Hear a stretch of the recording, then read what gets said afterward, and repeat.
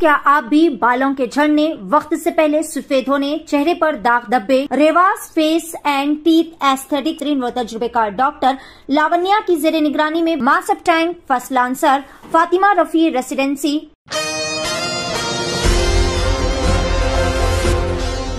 नाज़रीन अस्सलाम वालेकुम, आदाब। मैं Mariyam Fatima Asian TV news की स्पीड न्यूज़ में आप सभी का इस्तकबाल करती हूँ। आइए देखते हैं 6 मई की स्पीड न्यूज़।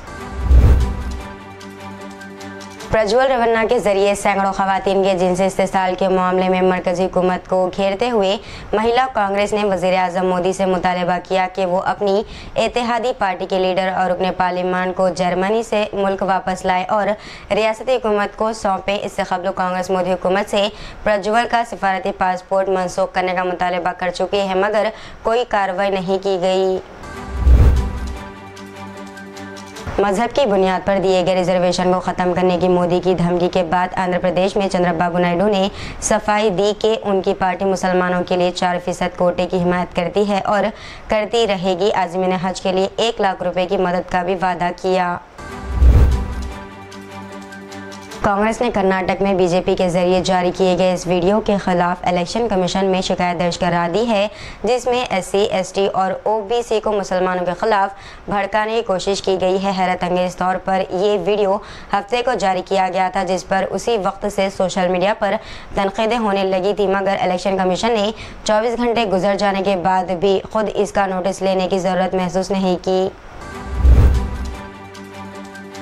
स्मृति हाईवे पर हादसात का सिलसिला थमने का नाम नहीं ले रहा है। इस शाहराह की तामीर से अब तक सैकड़ों खौफनाक हादसात में कई ख़ानदान उजड़ चुके हैं। कई तरह हिफाजती इक़दाम करने के बाद भी इंतज़ामिया शाहराह पर हादसात कंट्रोल करने में नाकाम नज़र आ रहा है। ऐसा ही एक दिलखराश हादसा स्मृति हाईवे पर पेश आया है, जब एक नामालूम तेज़ रफ्तार ट्रक ने कार को पीछे से टक्कर मार दी। ये तसादुम इतना शदीद था कि इस हादसे में बुरी तरह ज़ख्मी होने वाले 3 अफराद की मौत हो गई, जबकि 2 मुसाफिर शदीद जख्मी बताए गए।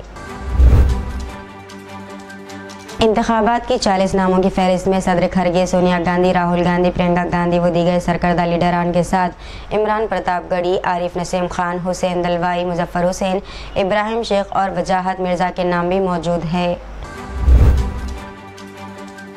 लोकसभा इंतखाबात के तीसरे मरहले के तहत 2024 को महाराष्ट्र के 11 हल्कों में रायदही अमल में आएगी। मुल्क की 12 रियासतों के 94 पार्लिमानी हल्कों में उम्मीदवारों की किस्मत EVM में बंदी होगी, जिनमें महाराष्ट्र के 11 पार्लिमानी हल्के भी शामिल हैं।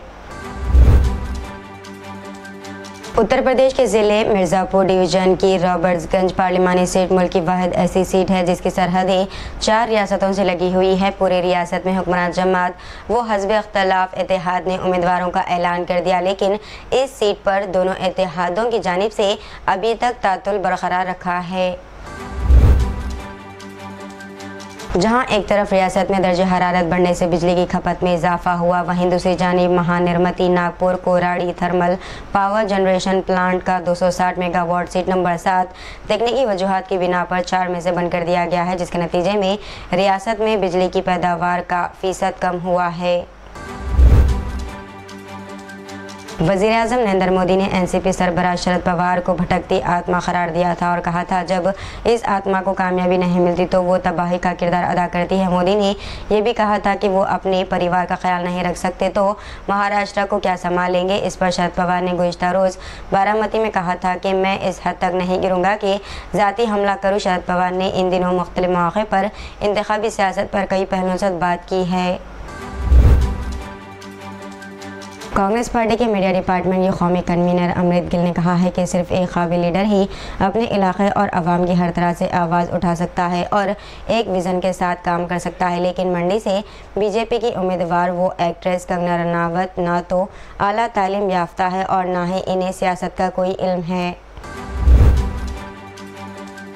पूरी दुनिया को आज़ादी इजहार राय के ताल्लुक से नसीहत करने वाले अमेरिका में गज़ा की हिमायत में स्टूडेंट के एहतजाज के खिलाफ क्रैकडाउन दराज होता जा रहा है। ताज़ा कार्रवाई वर्जीनिया यूनिवर्सिटी में की गई, जहां गज़ा जंग के खिलाफ क़याम जन कम अज़ कम 25 स्टूडेंट को हिरासत में लेकर कैंपस में नस्ब किए गए खेमे उखाड़ दिए गए।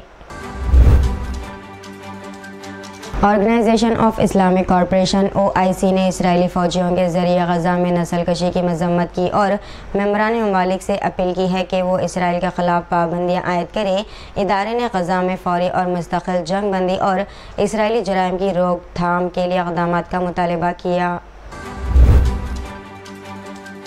भारतीय जनता पार्टी वज़ीर-ए-आज़म नरेंद्र मोदी की मकबूलियत और अयोध्या राम मंदिर में भगवान राम की मूर्ति की तनसीब के ज़ाफ़रानी रंगों पर बहुत ज़्यादा बैंकिंग कर रही है।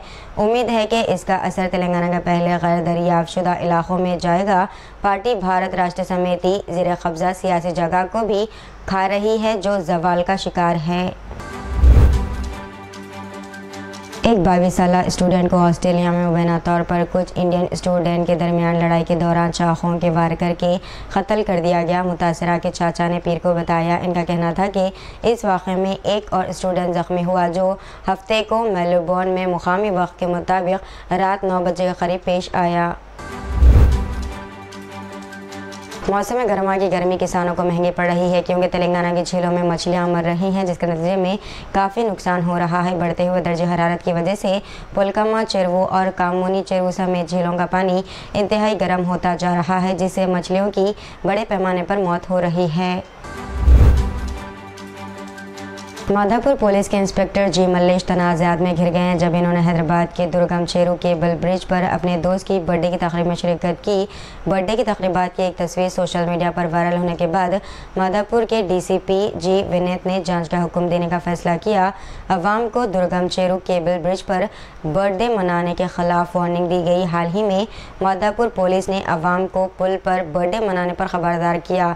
इन्होंने ये भी ऐलान किया कि खिलाफ वर्जी करने वालों पर 1000 रुपये जुर्माना आयद किया जाएगा। झारखंड में इन्फोर्समेंट डायरेक्टरेट की टीम ने इंजीनियर वीरेंद्र राम के मामले में आज छापा मारा और झारखंड के देही तरक्की के वजीर के प्रिंसिपल सेक्रेटरी संजीव लाल के मुआवन जहांगीर आलम के घर से 25 करोड़ रुपए की नकदी बरामद की। नेशनल लेवल की हॉकी खिलाड़ी सुमनदीप कौर ने मुबैना तौर पर अपने भाई और भाभी से झगड़े के बाद पंजाब में भाखड़ा नहर में छलांग लगाकर अपनी ज़िंदगी का खात्मा कर लिया। पुलिस ने पीर को ये जानकारी दी है। वालिद की शिकायत पर भाई और भाभी के खिलाफ मुकदमा दर्ज कर लिया गया। दहली शराब स्कैम के सिलसिले में ED और CBI मामलात में दिल्ली के राउस एवेन्यू कोर्ट ने BRS के रुकन कानून साज कौंसिल के कविता की जमानत मंजूर करने से इनकार कर दिया। तेलंगाना के ज़िले सिद्दीपेट के हसनाबाद के BJP incharge B Shri Ram Chakraborty ने कांग्रेस में शमूलियत इख्तियार की। इनके साथ इनके हामी भी मौजूद थे।